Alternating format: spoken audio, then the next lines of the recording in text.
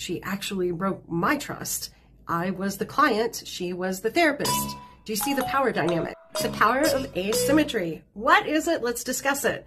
It is who owned the power and to whom owes the power.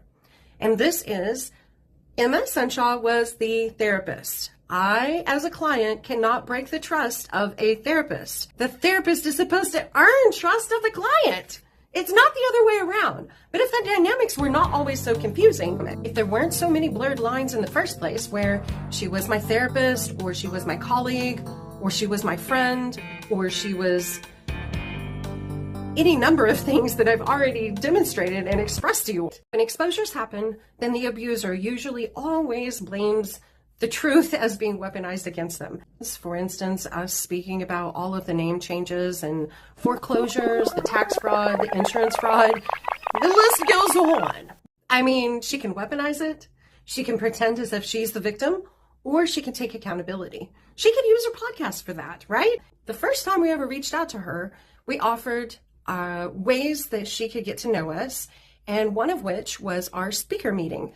In 12 steps, you have a speaker meeting after a year or two of sobriety, and you speak about the things that had happened to you and how you've overcome them in the 12-step program. Our subject was about don't speak, don't feel, and don't be seen.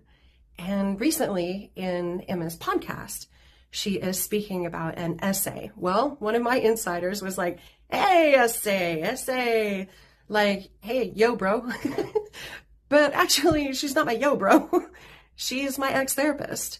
And it seems as if she's using her podcast to speak indirectly to me or to you as the audience, those that listen. And those that are familiar know that she has a sob story.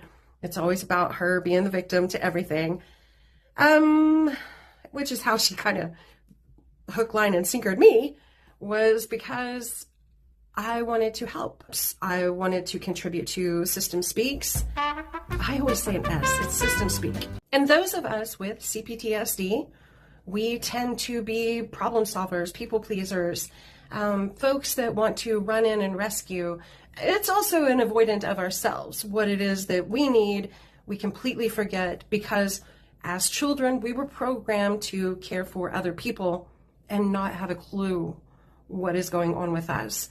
That our identity was to better suit someone outside of us, just as long as we're meeting somebody else's needs. The power of asymmetry. Who owed trust to whom? In a therapeutic relationship, the burden of trust lies primarily on the therapist, 100% of the time. Not that I